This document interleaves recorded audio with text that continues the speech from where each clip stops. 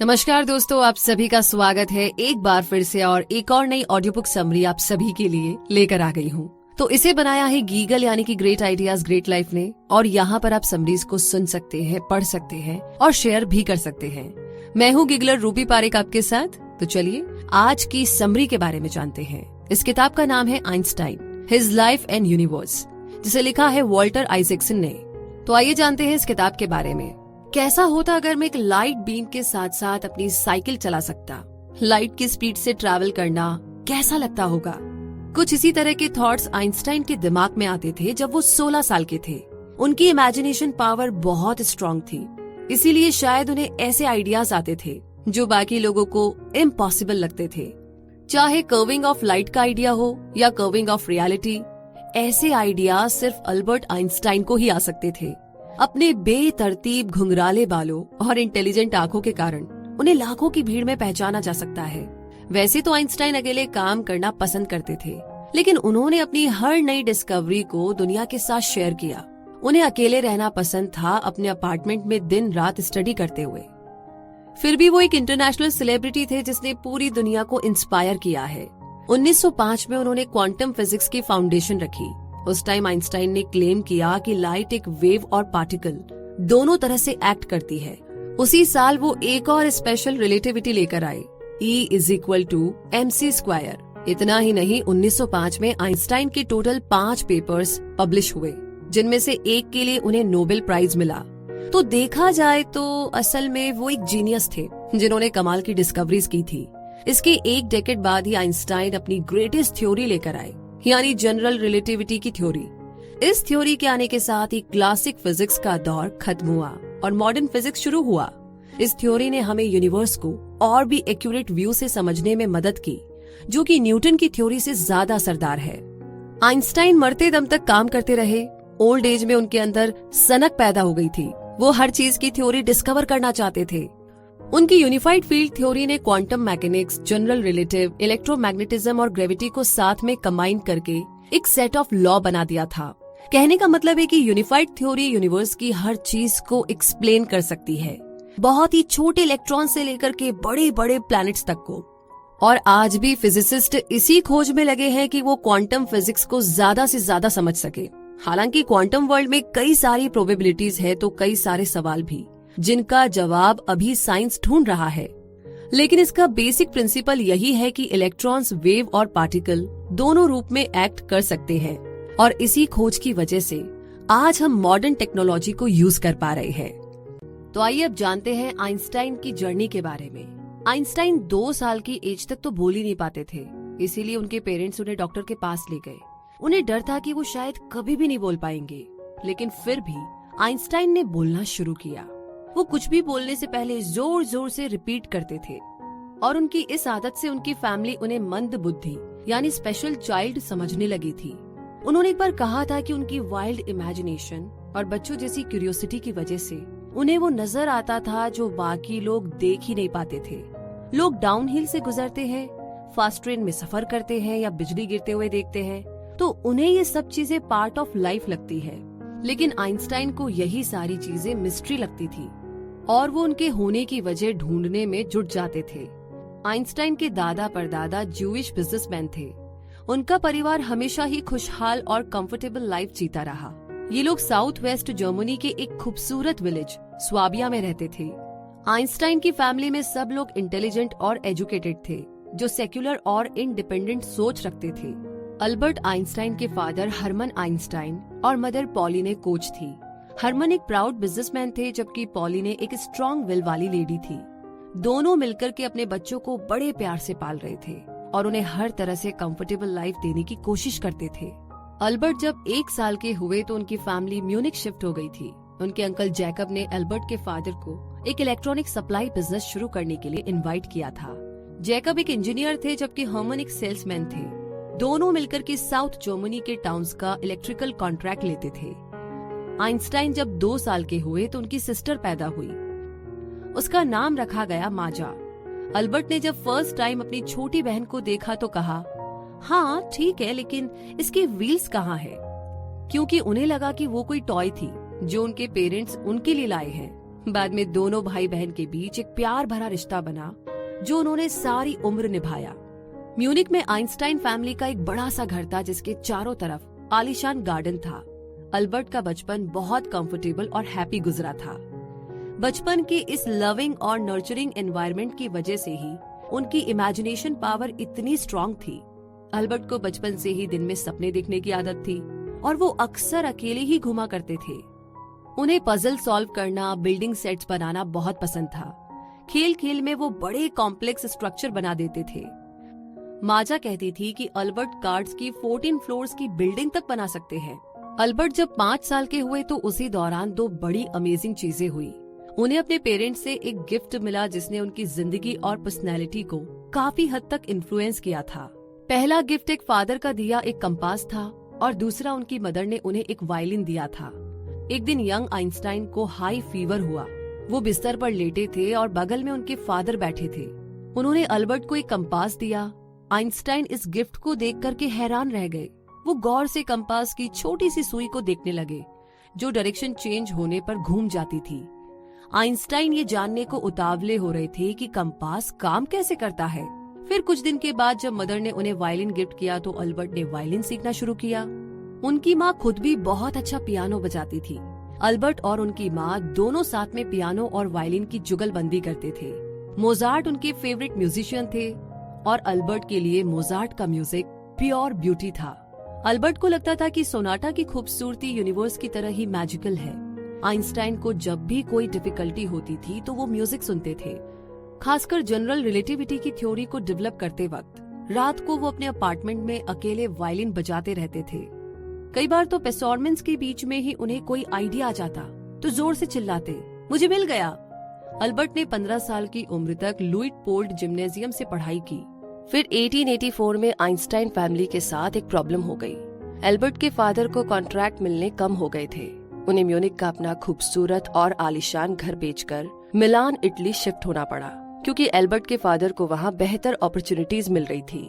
लेकिन अल्बर्ट को अभी 3 साल और म्यूनिक में रहना था क्योंकि उनकी बेसिक एजुकेशन अभी पूरी नहीं हुई थी।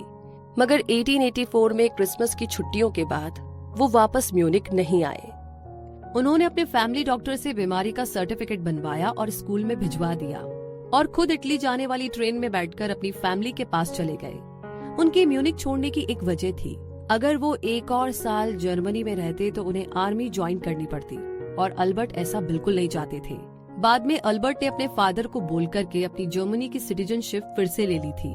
वो ज्यूरिक पॉलिटेक्निक में पढ़ना चाहते थे, इसीलिए वो स्विट्जरलैंड चले गए जहाँ पर उन्होंने साइंस और मैथ का एंट्रेंस एग्जाम तो फर्स्ट क्लास में ही पास कर लिया था, लेकिन फ्रेंच, पॉलिटिक्स, लिटरेचर में बुरी तरह फेल हुए। खैर, बावजूद इसके उन्हें एडमिशन मिल गया था। आगे की सफर की बात करें तो अब अल्बर्ट आइंस्टाइन 17 साल के हो चुके थे। वो मैथ और फिजिक्स की स्पेशल क्लासेस अटेंड करते थे। ज्यूरिक में उनकी मदर के रिलेटिव्स थे जो अल्बर्ट का ध्यान रखते थे। उन्हें 100 स्विस फ्रैंक्स का मंथली पॉकेट मनी मिलता था जिसमें से अल्बर्ट अपनी स्टूडेंट लॉजिंग का खर्च उठाते थे। वो हर महीने 20 फ्रैंक सेविंग करते थे ताकि वो एक स्विस सिटीजन बन सके। ज्यूरिक पॉलिटेक्निक में उनके साथ सबसे इम्पोर्टेंट बात ये हुई कि वो यहाँ पर अपनी फ्यूचर वाइफ से मिले, मिलेवा मैरिक, जो एक प्राउड सर्बियन फार्मर की बेटी थी। उसके फादर ने उसे फिजिक्स और मैथ पढ़ने के लिए भेजा था। मिलेवा ने टॉप कॉम्पिटिटिव स्कूल्स में एडमिशन लिया था। 21 साल की उम्र तक मिलेवा ने ज्यूरिक पॉलिटेक्निक से पढ़ाई की। आइंस्टाइन की क्लास में वो अकेली लड़की थी। साथ पढ़ते हुए अल्बर्ट और मिलेवा को एक दूसरे से प्यार हो गया। दोनों ने एक दूसरे को कई सारे लेटर्स लिखे। इन लेटर्स में दोनों साइंस और एक दूसरे के लिए अपने प्यार का इजहार करते थे। दोनों साथ मिलकर के किताबें पढ़ते और लेक्चर डिस्कस करते थे। हालांकि अल्बर्ट की माँ को मिलेवा पसंद नहीं आई। वो स्मार्ट तो थी लेकिन बाकी लड़कियों जैसी कॉमन नहीं थी। लेकिन अल्बर्ट मिलेवा को दिलो जान से चाहते थे। वो उसे प्यार से डॉली और माई वाइल्ड लिटिल रास्कल बोलते थे। मिलेवा ने भी उनका एक निकनेम रखा था, जॉनी, और वो उन्हें माई विकेड लिटिल स्वीट हार्ट बोलती थी। 1890 में आइंस्टाइन की ग्रेजुएशन कंप्लीट हुई। हालांकि वो अपने टीचर्स के फेवरेट स्टूडेंट नहीं थे, फिर भी उन्हें टॉप मार्क्स मिले थे। लेकिन लो ग्रेड की वजह से मिलेवा पास नहीं कर पाई थी। लेकिन उसने प्रॉमिस किया कि वो आगे पढ़ाई कंटिन्यू रखेगी। तो फिर आगे ग्रेजुएशन के 2 साल बाद अल्बर्ट जॉब की तलाश में जुट गए। ज्यूरिक पॉलिटेक्निक में उनके प्रोफेसर ने उन्हें अपना असिस्टेंट बनाने से मना कर दिया था। अल्बर्ट कितने जीनियस है ये तो वो जानते थे, लेकिन उनके रिबेलियस बिहेवियर को वो भूले नहीं थे। और अपनी इसी आदत के चलते अल्बर्ट को इंस्टीट्यूशन में जॉब नहीं मिल पाई।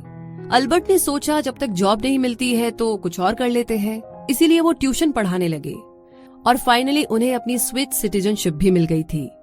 और अब आगे 1901 के समर के दिनों में मिलेवा और आइंस्टाइन ने कोमो विलेज में एक रोमांटिक वेकेशन लिया।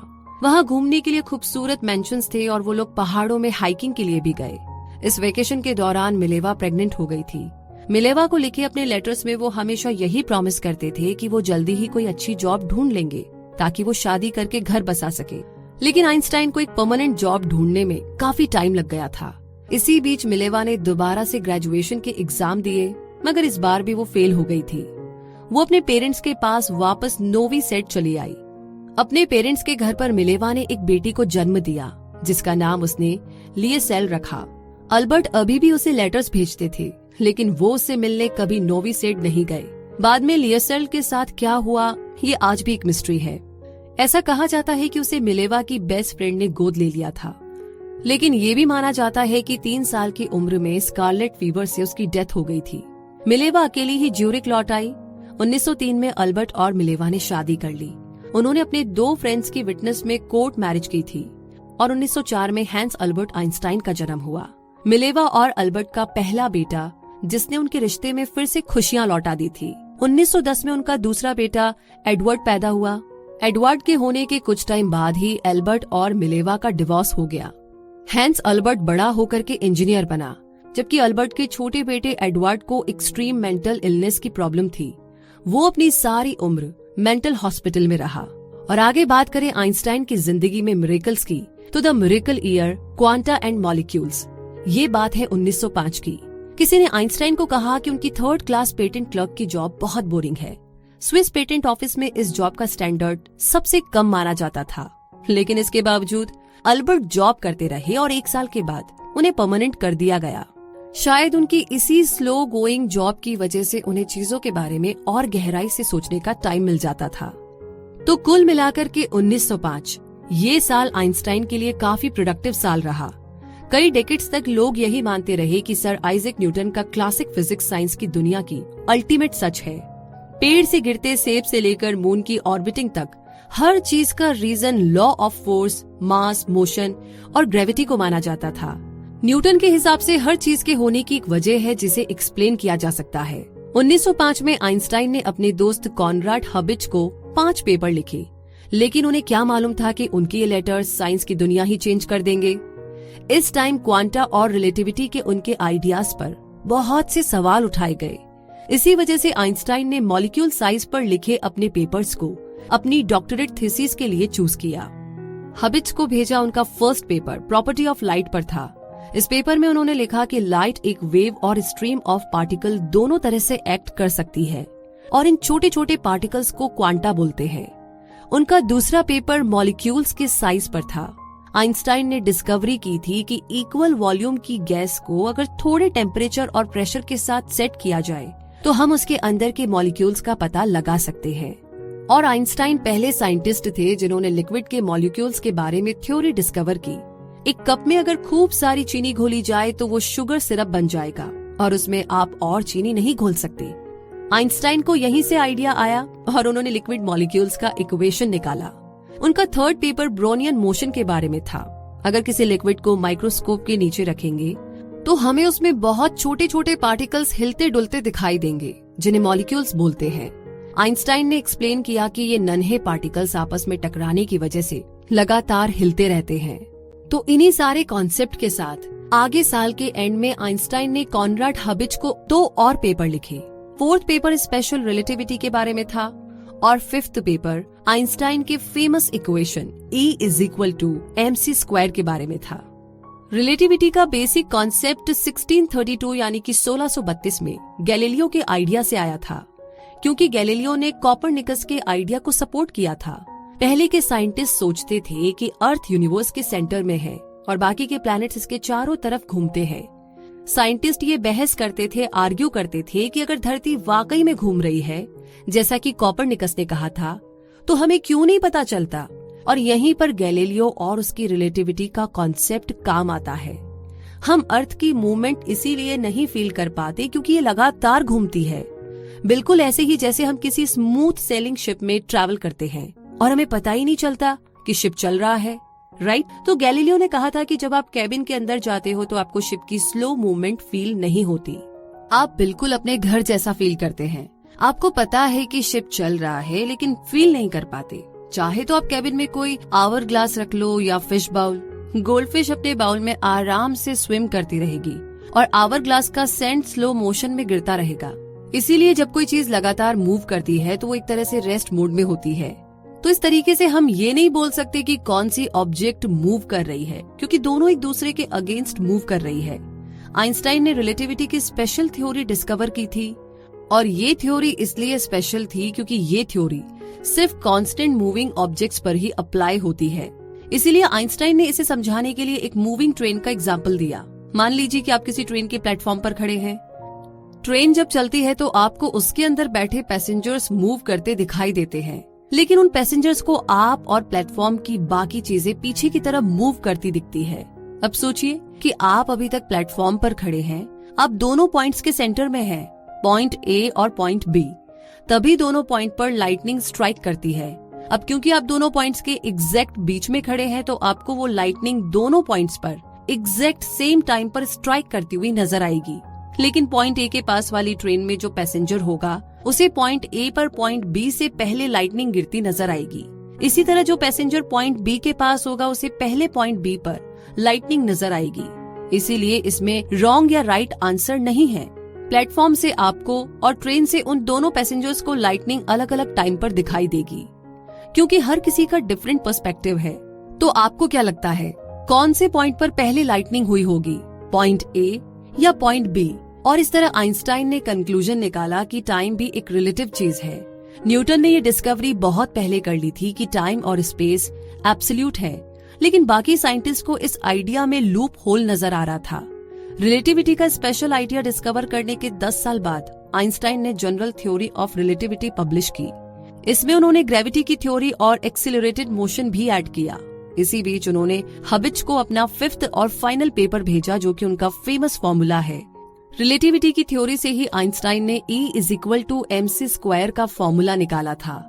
किसी ऑब्जेक्ट की एनर्जी उसके मास के इक्वल होती है, जिसे square of speed of light से मल्टीप्लाई किया जाता है। स्पीड ऑफ लाइट अपने आप में एक बड़ा नंबर होता है, इसीलिए अगर आपके पास एक किशमिश के दाने जितना एनर्जी सोर्स है तो उसमें न्यूयॉर्क की एक दिन की इलेक्ट्रिसिटी नीड पूरी की जा सकती है। लेकिन आइंस्टाइन को ये नहीं पता था कि फ्यूचर में उनके इस फॉर्मूले से एटम बॉम्ब बनेगा। एटॉमिक बॉम्ब वर्ल्ड वॉर 2 में यूज हुए थे, जिसने नागासाकी और हिरोशिमा को पूरी तरह बर्बाद कर दिया था। ये एटॉमिक बॉम्ब इतने डेडली थे कि महीनों बाद भी इसकी लाइट रेडिएशन से ही हजारों लोग मारे गए थे। तो स्पेशल रिलेटिविटी सिर्फ उन्हीं ऑब्जेक्ट्स पर अप्लाई होती है जो लगातार स्पीड से चलती है। लेकिन जल्द ही आइंस्टाइन समझ गए थे कि सिर्फ यही काफी नहीं है। एक थ्योरी उन ऑब्जेक्ट्स के लिए भी होनी चाहिए जो बहुत ही स्पीड में चलती है। जनरल रिलेटिविटी से पहले साइंटिस्ट मानते थे कि स्पेस ऑफ टाइम एक दूसरे से अलग है और ग्रेविटी सिर्फ एम्प्टी यानी कि खाली स्पेस पर काम करती है, क्योंकि न्यूटन ने इसी तरह यूनिवर्स को एक्सप्लेन किया था। उनका law of motion idea of relativity के साथ साथ चलता है। हालांकि आइंस्टाइन की डिस्कवरीज से साइंस की दुनिया में काफी सारे चेंजेस आए। बहुत सारी थ्योरीज, नए कॉन्सेप्ट्स और नए आइडियाज निकले। जैसे एग्जांपल के लिए जनरल थ्योरी ऑफ रिलेटिविटी ने हमें यूनिवर्स को बेहतर तरीके से समझने में मदद की। ये साइंस की दुनिया में एक रेवोल्यूशन लेकर आया, जिसने रिलेटिविटी का कॉन्सेप्ट ही बदल कर रख दिया था। लेकिन ये सब ना इतना भी आसान नहीं था। आइंस्टाइन को अपनी स्टडी कंप्लीट करने में 4 साल लगे। इस दौरान उनकी लाइफ में काफी सारे उतार चढ़ाव आए। वर्ल्ड वॉर फर्स्ट हुई, लेकिन आइंस्टाइन अपने काम में लगे रहे। वो अपने काम को लेकर के इतने डेडिकेट थे कि अपनी फैमिली लाइफ भी उन्होंने इग्नोर कर दी थी। इन मुश्किल 4 सालों में आइंस्टाइन और मिलेवा के बीच में काफी दूरियां आई कि दोनों हमेशा के लिए अलग हो गए। आइंस्टाइन ने प्रॉमिस किया था कि वो अपने बेटों के साथ टाइम बिताएंगे, लेकिन अपने आइडियाज और इक्वेशंस की वजह से वो टाइम ही नहीं निकाल पाते थे। वो कहा करते थे कि साइंस मुझे मेरी पर्सनल लाइफ की प्रॉब्लम से बचाता है। वैसे भी आइंस्टाइन नेचर से थोड़े शर्मीले थे। तो थ्योरीज चाहे कितनी भी मुश्किल क्यों ना हो, वो अकेले ही सॉल्व करना पसंद करते थे। बर्लिन के उनके अपार्टमेंट में हमेशा पेपर्स और किताबें इधर उधर बिखरी रहती थी। आइंस्टाइन दिन रात काम में डूबे रहते। खाने और सोने की याद उन्हें तभी आती जब उन्हें भूख लगती या नींद आती। वो 36 साल के थे जब उनकी जनरल रिलेटिविटी की थ्योरी आखिरकार कंप्लीट हुई, लेकिन तब तक उनकी मैरिज और फैमिली लाइफ पूरी तरह बर्बाद हो चुकी थी। बावजूद इसके आइंस्टाइन खुश थे। आखिर उनका सपना जो पूरा हो गया था। जनरल रिलेटिविटी थ्योरी को वो अपनी सबसे बड़ी अचीवमेंट मानते थे। जनरल रिलेटिविटी कहती है कि स्पेस और टाइम दो अलग चीजें नहीं है, दोनों साथ मिलकर के स्पेस टाइम क्रिएट करते हैं। इसे हम ट्रैम्पोलाइन फैब्रिक से समझने की कोशिश करते हैं। अगर आप इसमें एक बॉलिंग बॉल रोल करेंगे तो फैब्रिक मुड़ जाएगा। अगर आप कुछ बिलियर्ड्स बॉल्स डालेंगे तो वो बॉलिंग बॉल की तरफ जाएगी जिसमें ज्यादा मास है।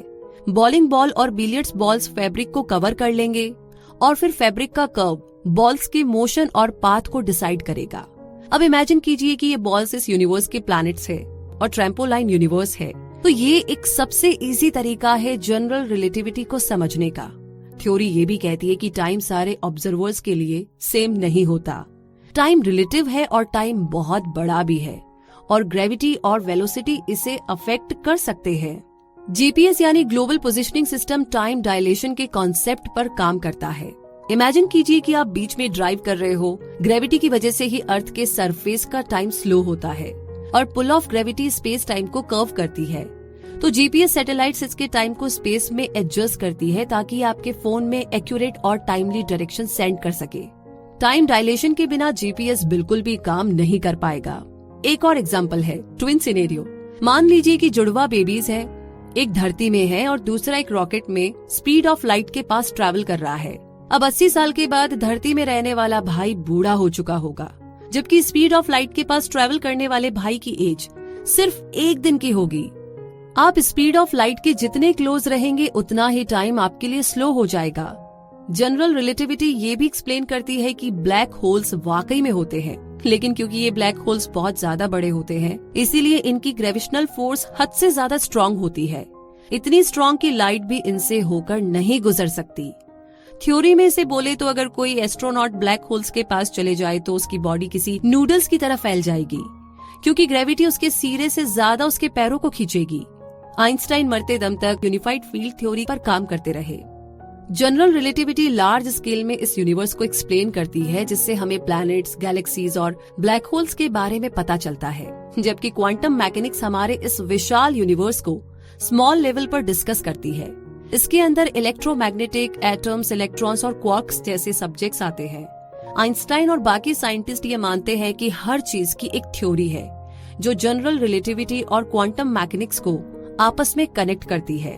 प्लैनेट्स और बाकी मैटर सब एटम से मिलकर बने हैं, इसीलिए एक ऐसा सेट ऑफ लॉज जरूर होगा जो कि इस दुनिया की हर चीज को कंट्रोल करता है। तो इतनी अमेजिंग थ्योरीज और कॉन्सेप्ट बताने के बाद आगे चलते हैं 1919 में, यानी कि 1919 की बात करते हैं।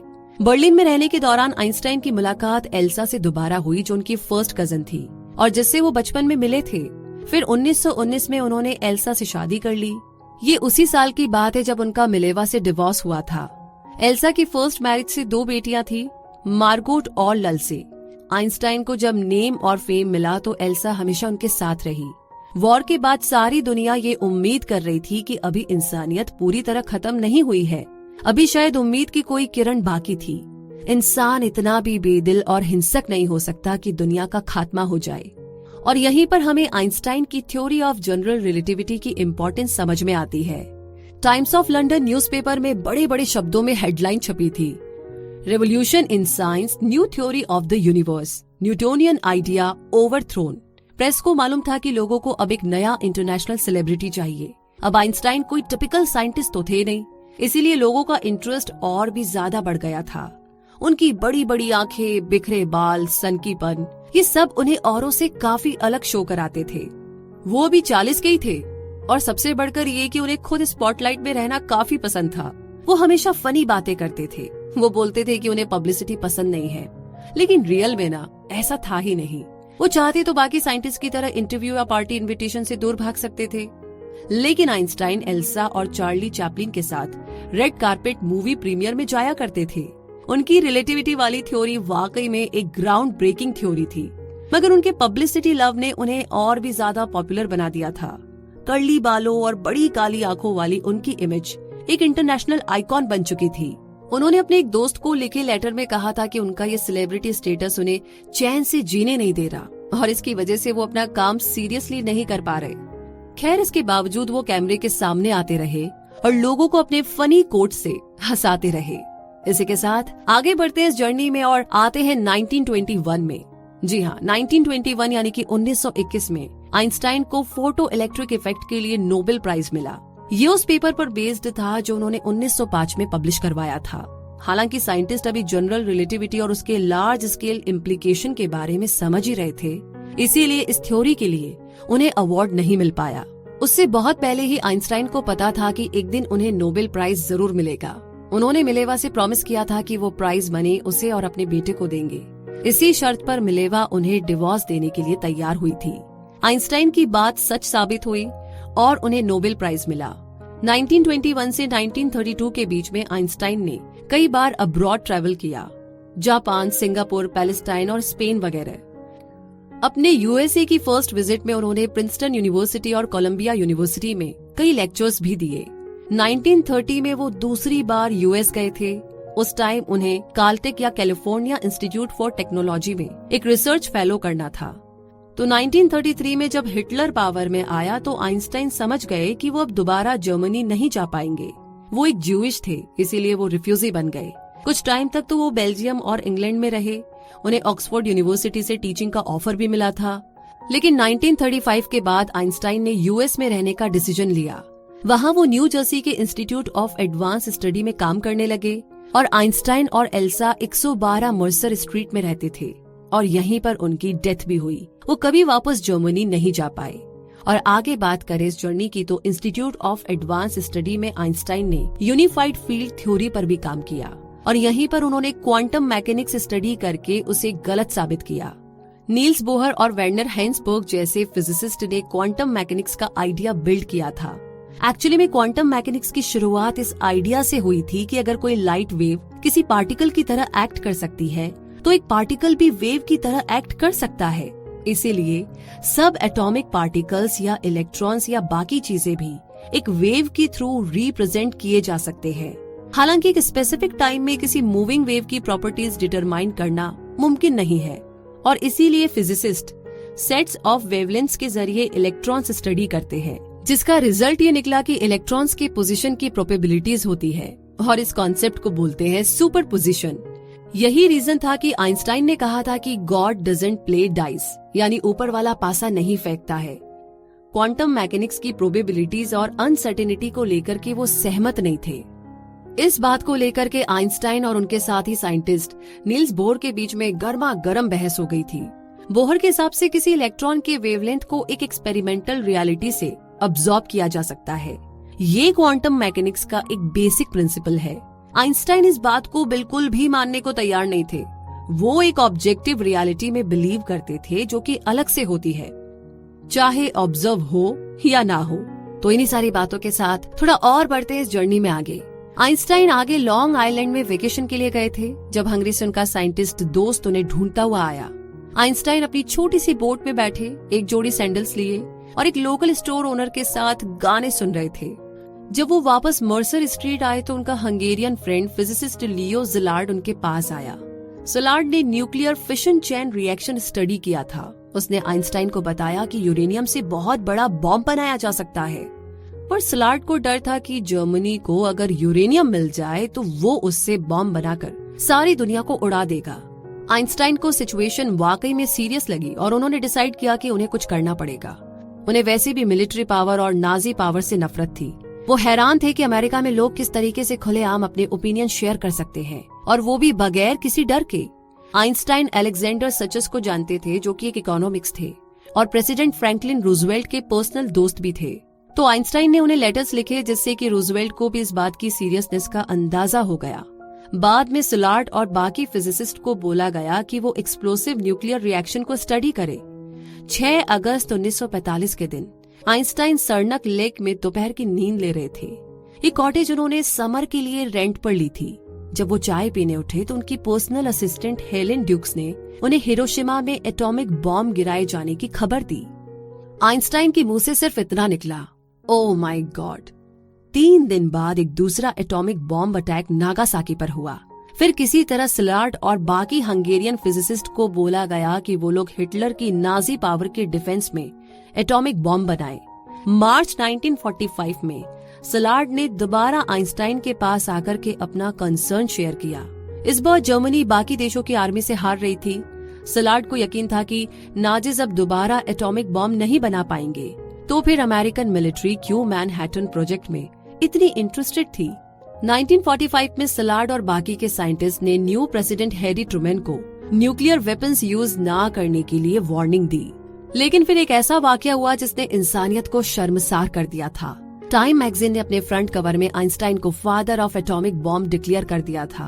पहले उसने गवर्नमेंट रिसर्च की और फिर इक्वेशन E=mc² क्रिएट किया, जो कि न्यूक्लियर बॉम्ब में यूज किया गया था।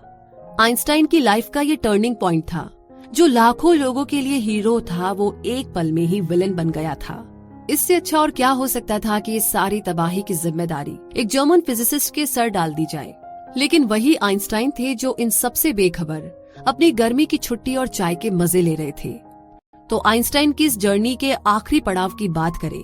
अपने 75वें साल में आइंस्टाइन को पेट में अनयूरिज्म की बीमारी हो गई थी। उनको जानलेवा पेट दर्द रहने लगा था, लेकिन वो फिर भी डेली इंस्टीट्यूट आते थे। उनकी थ्योरी ऑफ एवरीथिंग की खोज अभी भी जारी थी। वो अपने ब्लैक बोर्ड को इक्वेशन से भर देते थे। हर रोज वो एक न्यू अप्रोच के साथ अपनी थ्योरी पर काम करते, लेकिन कहीं ना कहीं कुछ कमी रह जाती और वापस स्टार्टिंग पॉइंट पर आकर के अटक जाते थे। साथ ही क्वांटम मैकेनिक्स भी उनके दिमाग में घूमता रहता था। लेकिन एक बात को लेकर के आइंस्टाइन श्योर थे कि कहीं ना कहीं एक ऐसी रियलिटी जरूर है जो ऑब्जर्वर से अलग है। ये तो खैर वो भी मानते थे कि वो बड़े जिद्दी है, इतनी आसानी से हार मानने वालों में नहीं थे। इसीलिए तो वो क्वांटम मैकेनिक्स को रिलेटिविटी के साथ कनेक्ट करने का कोई मेथड ढूंढ रहे थे। एक दिन सुबह आइंस्टाइन जब इंस्टीट्यूट आए तो उन्हें पेट पे भयंकर दर्द उठा। सब कुछ ठीक तो है? उनके रिसर्च असिस्टेंट ने उनसे पूछा। इस पर आइंस्टाइन ने जवाब दिया कि सब कुछ ठीक है, लेकिन मैं नहीं। अगले दिन डॉक्टर ने उन्हें ऑपरेशन के लिए बोला। एक सर्जन था जो शायद उनके अन्यूरिज्म का इलाज कर सकता था, लेकिन आइंस्टाइन ने एकदम मना कर दिया। उन्होंने कहा कि वो अपनी लाइफ आर्टिफिशियल तरीके से जीने की बजाय मरना पसंद करेंगे। उन्हें जो करना था वो कर चुके हैं, अब उनका इस दुनिया से जाने का वक्त आ गया है। उन्हें तुरंत हॉस्पिटल ले गए और संडे के दिन सुबह आइंस्टाइन ने अपने पर्सनल असिस्टेंट को अपना चश्मा, पेंसिल्स और पेपर लाने को बोला। उन्हें थोड़ा बेटर फील हो रहा था, इसीलिए वो कुछ कैलकुलेशंस करना चाहते थे। जितनी देर वो काम कर सकते थे उन्होंने किया। उसके बाद जब दर्द बर्दाश्त नहीं हुआ तो वो सोने चले गए। और मंडे 18 अप्रैल 1955 को करीब 1 बजे आइंस्टाइन 76 साल की उम्र में हमेशा हमेशा के लिए इस दुनिया को अलविदा कह गए। उनके डेथ बेड के पास 12 पेजेस इक्वेशन से भरे हुए मिले, जिसमें उन्होंने कई जगह करेक्शंस और क्रॉस आउट्स किया था। और ये पेपर प्रूफ थे इस बात का कि आइंस्टाइन मरते दम तक यूनिफाइड फील्ड थ्योरी का पता लगाने की कोशिश कर रहे थे। और उनकी डेथ के बाद ऑटो नाथन, जो आइंस्टाइन के क्लोज फ्रेंड थे, उनकी मौत से गहरे सदमे में थे। और इसीलिए उन्होंने ये बात नोटिस नहीं की कि जब प्रिंसटन यूनिवर्सिटी के पैथोलॉजिस्ट ने इलेक्ट्रिक सॉ से आइंस्टाइन का स्कल काटकर उनका ब्रेन निकाल लिया था। अगली सुबह प्रिंसटन में 5th ग्रेड के बच्चे आइंस्टाइन की मौत पर चर्चा कर रहे थे। एक छोटे लड़के ने कहा कि मेरे डैड ने उनका ब्रेन निकाला है।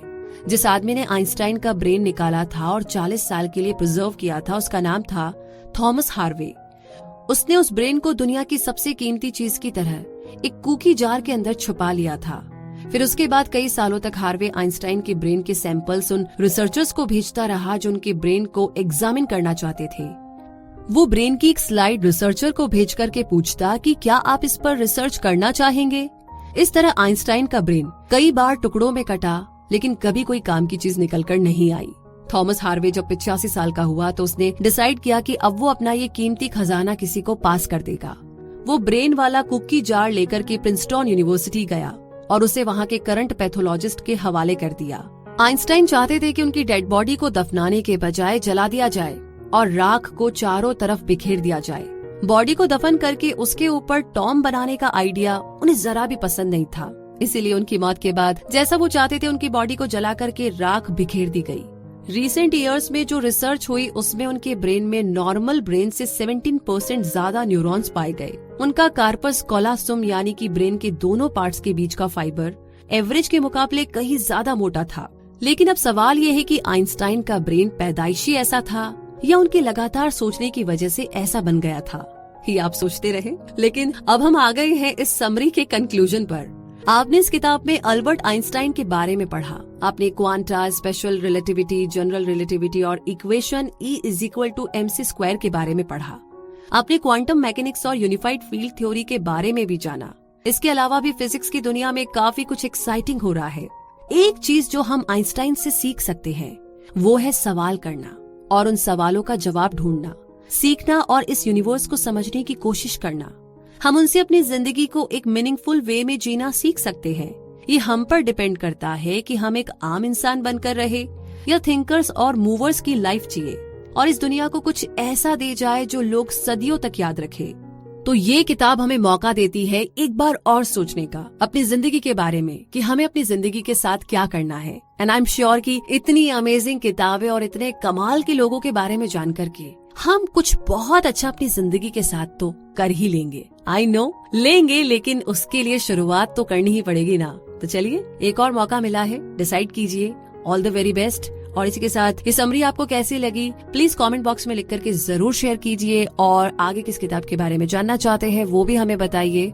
और साथ ही अपना ढेर सारा प्यार, सजेशन, कमेंट्स, आइडियाज, तारीफ जो भी आप कहना चाहते हैं बस भेजते रहिए, उसमें एकदम भी कंजूसी नहीं। और आगे हम आपको समरीज यूं ही देते रहेंगे। इसी के साथ अपना बहुत सारा ध्यान रखिए, हमेशा खुश रहिए, मुस्कुराते रहिए। जय हिंद। तो आइंस्टाइन की इस जर्नी के आखिरी पड़ाव की बात करें।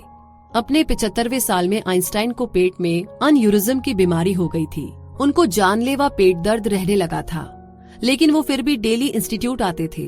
उनकी थ्योरी ऑफ एवरीथिंग की खोज अभी भी जारी थी। वो अपने ब्लैक बोर्ड को इक्वेशन से भर देते थे। हर रोज वो एक न्यू अप्रोच के साथ अपनी थ्योरी पर काम करते, लेकिन कहीं ना कहीं कुछ कमी रह जाती और वापस स्टार्टिंग पॉइंट पर आकर के अटक जाते थे। साथ ही क्वांटम मैकेनिक्स भी उनके दिमाग में घूमता रहता था। लेकिन एक बात को लेकर के आइंस्टाइन श्योर थे कि कहीं ना कहीं एक ऐसी रियलिटी जरूर है जो ऑब्जर्वर से अलग है। ये तो खैर वो भी मानते थे कि वो बड़े जिद्दी है, इतनी आसानी से हार मानने वालों में नहीं थे। इसीलिए तो वो क्वांटम मैकेनिक्स को रिलेटिविटी के साथ कनेक्ट करने का कोई मेथड ढूंढ रहे थे। एक दिन सुबह आइंस्टाइन जब इंस्टीट्यूट आए तो उन्हें पेट पे भयंकर दर्द उठा। सब कुछ ठीक तो है? उनके रिसर्च असिस्टेंट ने उनसे पूछा। इस पर आइंस्टाइन ने जवाब दिया कि सब कुछ ठीक है, लेकिन मैं नहीं। अगले दिन डॉक्टर ने उन्हें ऑपरेशन के लिए बोला। एक सर्जन था जो शायद उनके अन्यूरिज्म का इलाज कर सकता था, लेकिन आइंस्टाइन ने एकदम मना कर दिया। उन्होंने कहा कि वो अपनी लाइफ आर्टिफिशियल तरीके से जीने की बजाय मरना पसंद करेंगे। उन्हें जो करना था वो कर चुके हैं, अब उनका इस दुनिया से जाने का वक्त आ गया है। उन्हें तुरंत हॉस्पिटल ले गए और संडे के दिन सुबह आइंस्टाइन ने अपने पर्सनल असिस्टेंट को अपना चश्मा, पेंसिल्स और पेपर लाने को बोला। उन्हें थोड़ा बेटर फील हो रहा था, इसीलिए वो कुछ कैलकुलेशंस करना चाहते थे। जितनी देर वो काम कर सकते थे उन्होंने किया। उसके बाद जब दर्द बर्दाश्त नहीं हुआ तो वो सोने चले गए। और मंडे 18 अप्रैल 1955 को करीब 1 बजे आइंस्टाइन 76 साल की उम्र में हमेशा हमेशा के लिए इस दुनिया को अलविदा कह गए। उनके डेथ बेड के पास 12 पेजेस इक्वेशन से भरे हुए मिले, जिसमें उन्होंने कई जगह करेक्शंस और क्रॉस आउट्स किया था। और ये पेपर प्रूफ थे इस बात का कि आइंस्टाइन मरते दम तक यूनिफाइड फील्ड थ्योरी का पता लगाने की कोशिश कर रहे थे। और उनकी डेथ के बाद ऑटो नाथन, जो आइंस्टाइन के क्लोज फ्रेंड थे, उनकी मौत से गहरे सदमे में थे। और इसीलिए उन्होंने ये बात नोटिस नहीं की कि जब प्रिंसटन यूनिवर्सिटी के पैथोलॉजिस्ट ने इलेक्ट्रिक सॉ से आइंस्टाइन का स्कल काटकर उनका ब्रेन निकाल लिया था। अगली सुबह प्रिंसटन में 5th ग्रेड के बच्चे आइंस्टाइन की मौत पर चर्चा कर रहे थे। एक छोटे लड़के ने कहा कि मेरे डैड ने उनका ब्रेन निकाला है। जिस आदमी ने आइंस्टाइन का ब्रेन निकाला था और 40 साल के लिए प्रिजर्व किया था, उसका नाम था थॉमस हार्वे। उसने उस ब्रेन को दुनिया की सबसे कीमती चीज की तरह एक कुकी जार के अंदर छुपा लिया था। फिर उसके बाद कई सालों तक हार्वे आइंस्टाइन के ब्रेन के सैंपल्स उन रिसर्चर्स को भेजता रहा जो उनके ब्रेन को एग्जामिन करना चाहते थे। वो ब्रेन की एक स्लाइड रिसर्चर को भेज करके पूछता कि क्या आप इस पर रिसर्च करना चाहेंगे। इस तरह आइंस्टाइन का ब्रेन कई बार टुकड़ों में कटा, लेकिन कभी कोई काम की चीज निकलकर नहीं आई। थॉमस हार्वे जब 85 साल का हुआ तो उसने डिसाइड किया कि अब वो अपना ये कीमती खजाना किसी को पास कर देगा। वो ब्रेन वाला कुकी जार लेकर के प्रिंसटन यूनिवर्सिटी गया और उसे वहाँ के करंट पैथोलॉजिस्ट के हवाले कर दिया। आइंस्टाइन चाहते थे कि उनकी डेड बॉडी को दफनाने के बजाय जला दिया जाए और राख को चारों तरफ बिखेर दिया जाए। बॉडी को दफन करके उसके ऊपर टॉम बनाने का आइडिया उन्हें जरा भी पसंद नहीं था। इसीलिए उनकी मौत के बाद जैसा वो चाहते थे उनकी बॉडी को जला करके राख बिखेर दी गई। रिसेंट ईयर्स में जो रिसर्च हुई उसमें उनके ब्रेन में नॉर्मल ब्रेन से 17% ज्यादा न्यूरॉन्स पाए गए। उनका कार्पस कॉलोसम यानी कि ब्रेन के दोनों पार्ट्स के बीच का फाइबर एवरेज के मुकाबले कहीं ज्यादा मोटा था। लेकिन अब सवाल ये है कि आइंस्टाइन का ब्रेन पैदाइशी ऐसा था या उनके लगातार सोचने की वजह से ऐसा बन गया था, ये आप सोचते रहे। लेकिन अब हम आ गए हैं इस समरी के कंक्लूजन पर। आपने इस किताब में अल्बर्ट आइंस्टाइन के बारे में पढ़ा, आपने quanta, special relativity, general relativity और इक्वेशन E=mc² के बारे में पढ़ा। आपने क्वांटम मैकेनिक्स और यूनिफाइड फील्ड थ्योरी के बारे में भी जाना। इसके अलावा भी फिजिक्स की दुनिया में काफी कुछ एक्साइटिंग हो रहा है। एक चीज जो हम आइंस्टाइन से सीख सकते हैं वो है सवाल करना और उन सवालों का जवाब ढूंढना, सीखना और इस यूनिवर्स को समझने की कोशिश करना। हम उनसे अपनी जिंदगी को एक मीनिंगफुल वे में जीना सीख सकते हैं। ये हम पर डिपेंड करता है कि हम एक आम इंसान बनकर रहे या थिंकर्स और मूवर्स की लाइफ जिए और इस दुनिया को कुछ ऐसा दे जाए जो लोग सदियों तक याद रखे। तो ये किताब हमें मौका देती है एक बार और सोचने का अपनी जिंदगी के बारे में कि हमें अपनी जिंदगी के साथ क्या करना है। एंड आई एम श्योर कि इतनी अमेजिंग किताबें और इतने कमाल के लोगों के बारे में जान करके हम कुछ बहुत अच्छा अपनी जिंदगी के साथ तो कर ही लेंगे। आई नो लेंगे, लेकिन उसके लिए शुरुआत तो करनी ही पड़ेगी ना। तो चलिए, एक और मौका मिला है, डिसाइड कीजिए। All the very best. और इसी के साथ ये समरी आपको कैसी लगी प्लीज कमेंट बॉक्स में लिख करके जरूर शेयर कीजिए और आगे किस किताब के बारे में जानना चाहते हैं वो भी हमें बताइए। और साथ ही अपना ढेर सारा प्यार, सजेशन, कमेंट्स, आइडियाज, तारीफ जो भी आप कहना चाहते हैं बस भेजते रहिए, उसमें एकदम भी कंजूसी नहीं। और आगे हम आपको समरीज यूं ही देते रहेंगे। इसी के साथ अपना बहुत सारा ध्यान रखिए, हमेशा खुश रहिए, मुस्कुराते रहिए। जय हिंद।